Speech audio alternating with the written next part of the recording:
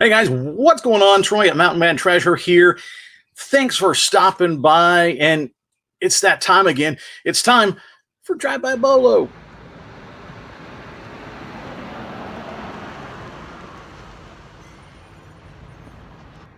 Yep, it's Drive By Bolo time.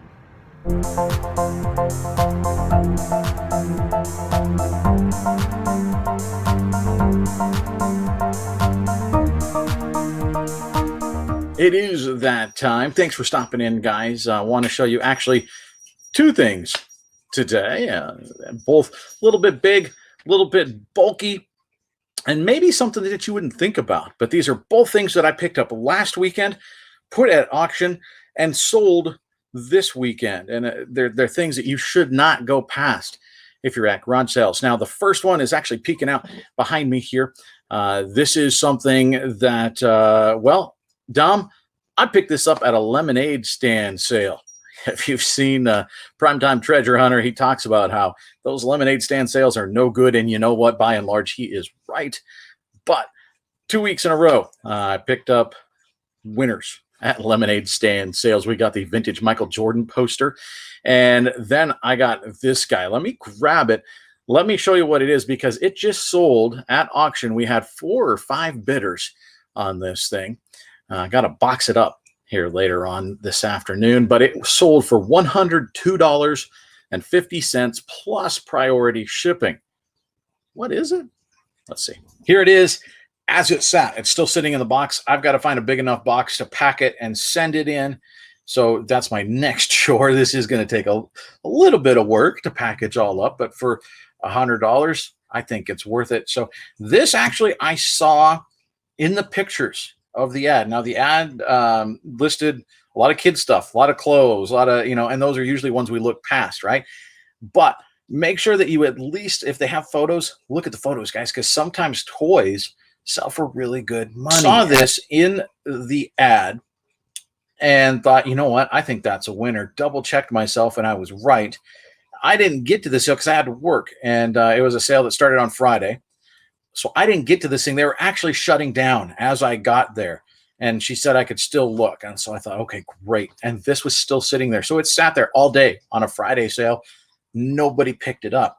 My guess is because people either didn't go to that sale or just cruised past it thinking it's a toy. What's the big deal? It is big deal. Here's what it looked like. Okay, that's what was sitting there. See that? Yeah, $15 is what they wanted. Now remember, I asked her, I says, have you been busy? She said, not really, because it's kid stuff and clothes, right? So knowing they hadn't made a lot of sales, knowing that they were closing down for the day, I said, you know what? I'm interested in that. What about $10? And I'll take it off your hands. She quickly said, deal. So for $10, we picked up all of this. Let me take it out. Okay, so this is the main piece that we got. This is what's worth the most money here. It's like a play set, essentially. Lifts up. These are Octonauts. Okay, now this thing has a button somewhere. There we go. Lights up, makes noise. To your stations. It does a couple of different things. I think if you push the nose. Yeah, so you can set the guys in here. It's going to jabber for a little while. This is a cartoon. Is it Nickelodeon, maybe? I'm not sure exactly what channel it's on, but these things are very, very popular. This thing right here will sell by itself for $65, something like that. This thing is a good find. So even if you just found the play set, that's one you would want to pick up. Now, we didn't have just the play set. We also had these. Now, these are, this is the Octopod is what this is called. And I don't remember which one this is. It is, let's see if it says on here. And this isn't old, guys. It's 2010 is when this one is from. It doesn't say exactly on here. I had to look them up.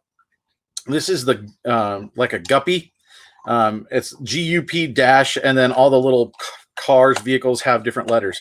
So like a Gup B, Gup D, I don't remember which ones they are, but we've got this little shark guy. This plus one figure recently sold for like 20 or 22 bucks, something like that. So the vehicles are good. We have this guy also, and we've got this little guy as well.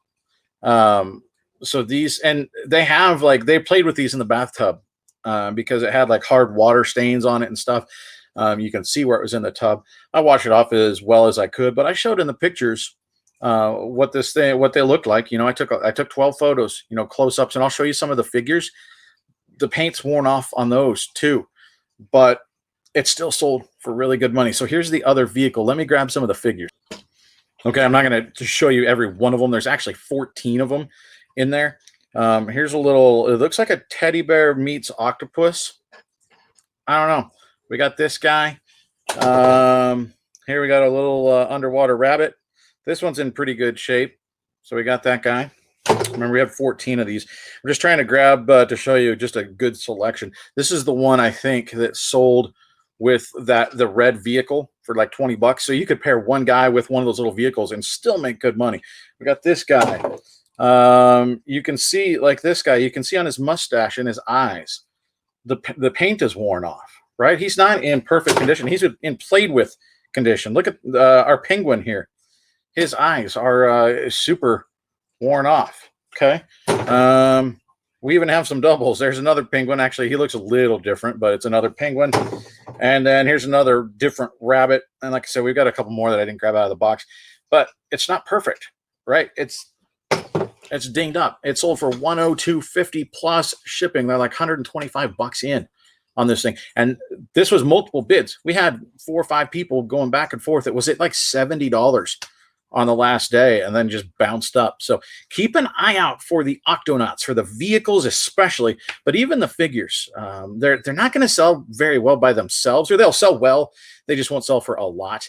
If you do a search just for Octonauts, there's right about twice as many sold as listed, which is a very good thing. And the next thing, a little bit big, a little bit bulky, and I'm trying my best to stay away from the big bulky things. I see them, I know there's profit, I bring them home, and then I don't want to list them because I don't want to mess with it. I don't want to mess with the packing, you know, so I get myself into trouble sometimes getting the bigger stuff. But this one I knew would be good, and it came in the original box. And I put on the listing that the shipping box would be the original box. That way, I don't hardly have to pack anything. There's a couple little pieces I've got to bubble. I got to make sure that it's secure in there, but it mostly is. So this will be very, very easy to pack up. And let me show you what it is, because this sold today. I was hoping it would go a little higher, but sold for 80 bucks plus shipping. This is, yeah, it's going to rattle around. I don't want to take it out of the box, but that is what it is, guys. There we go. It is right there. It's a Presto Preservation 800 pressure canner and cooker. It's a very nice piece. It's been used, but not used a lot. You can tell there's not much use to it. And they kept the original box, which is awesome. I picked this up at a garage sale last weekend. You haven't seen that video yet. I'll put it out. It's fantastic because the guy basically haggled himself down to my original price. I gave a price. He said, I don't know, looked at all the stuff in the pile, and then threw back at me the original price I gave him. It's pretty cool. I'll have that video coming up later at the end of this week, I think. But I picked this up in a pile of stuff. The actual price on it was $20, which is probably pretty good, but I got a lot of other stuff at that sale too. So I got the whole pile for 50 bucks. This thing just paid off the entire pile of stuff. I think I was hoping we'd get about 100 for this, just because it came with the original box, and we actually got this came with it. This was on top of it, and I thought, you know what, let's sell it together and see what happens. Pressure cookers for dummies. I don't know how much this helped in the listing, but they had that book there, so I thought, why not? And I paired this with it. Pressure cookers, there are more than twice as many sold. It's like 2.5 times the amount sold as listed. So the kind and the condition certainly matters, but Presto is one. T-FAL is another, T-FAL. But one to really, really watch out for is All American. There was one sold relatively recently, $550 plus like $50 shipping. Somebody was $600 all in on a canner. Now that one was 25 quarts something. It was really, really big. We're talking like we're starting to get to the industrial size type stuff. Another one, All American, sold for like 400 something. They're very often a little bit bigger. They're a little bit taller, and they have around the top they have like screw things on the lid to make sure that the lid stays on instead of just clipping on. This one twists and it locks, and that's what a lot of them are going to do. They'll twist and lock. That one has a lot of things around the edge to make sure that it seals, because that's a big machine under pressure.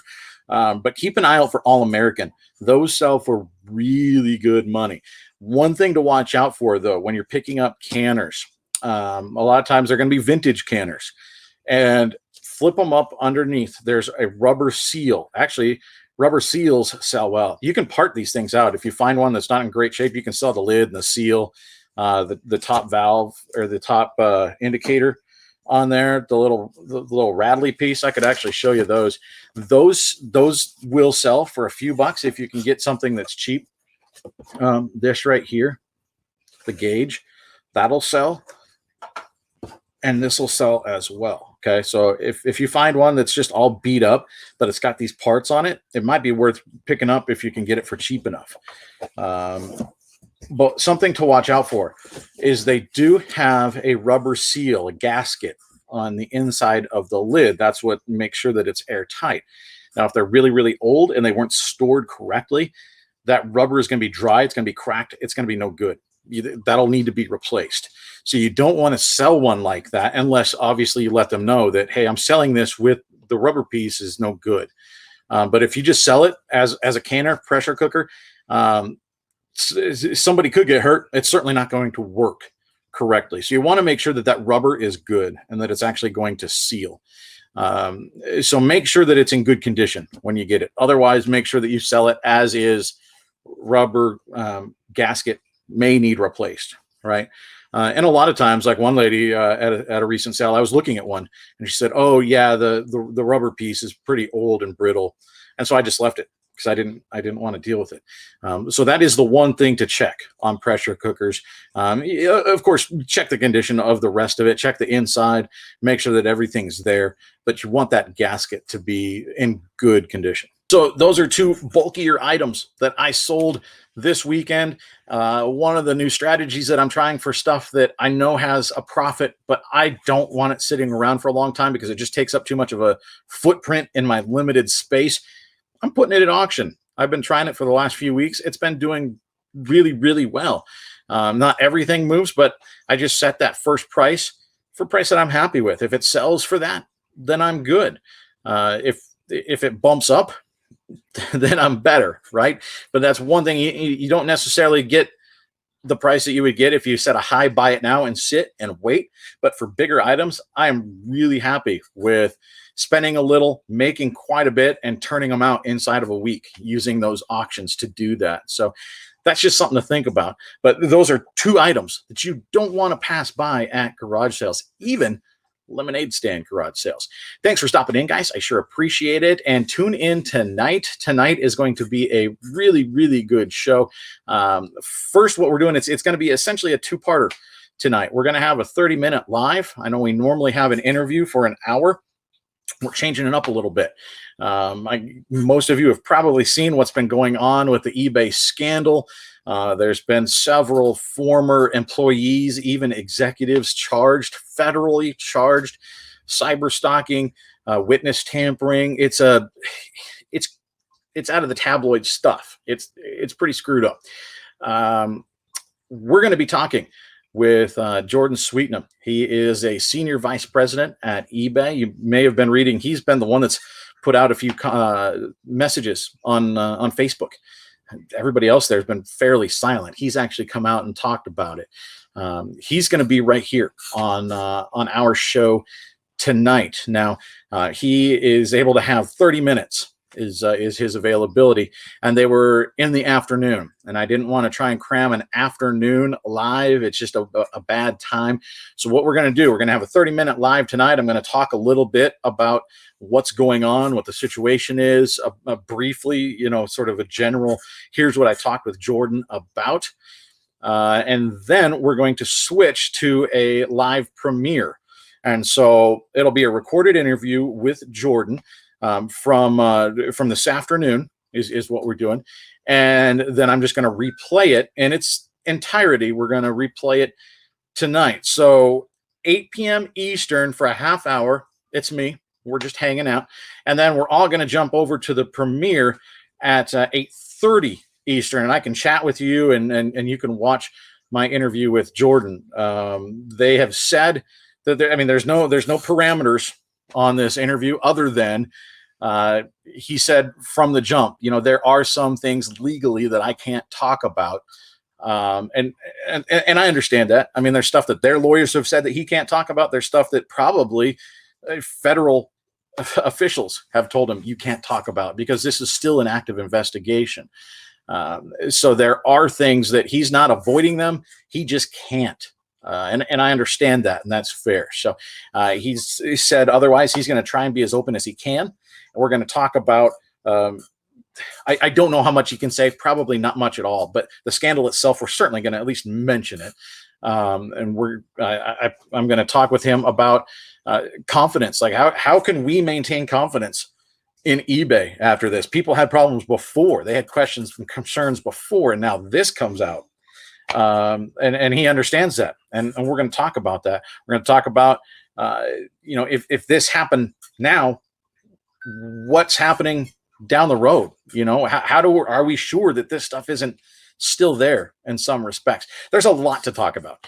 And I've got a half hour with Jordan Sweetnam. Again, he's the senior vice president out at eBay and also the general manager for the North America's market. I think we're the first show to have him. He's probably going to end up on a lot of spots on YouTube, but he was very, very gracious. He replied to me within hours, really, of me making an interview request.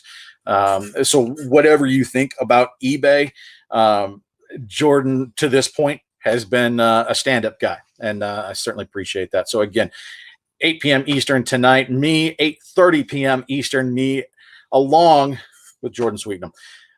Thanks for stopping by, guys. I appreciate it. If you haven't subscribed down below, we're to 1,000 or we're past 1,000 now, which is fantastic. I'm really excited. We're working on building up towards our 4,000 watch hours, and we're that close. We're almost there. So if you get bored, you want to watch a couple things this afternoon, be my guest. Thanks for stopping by. We'll see you.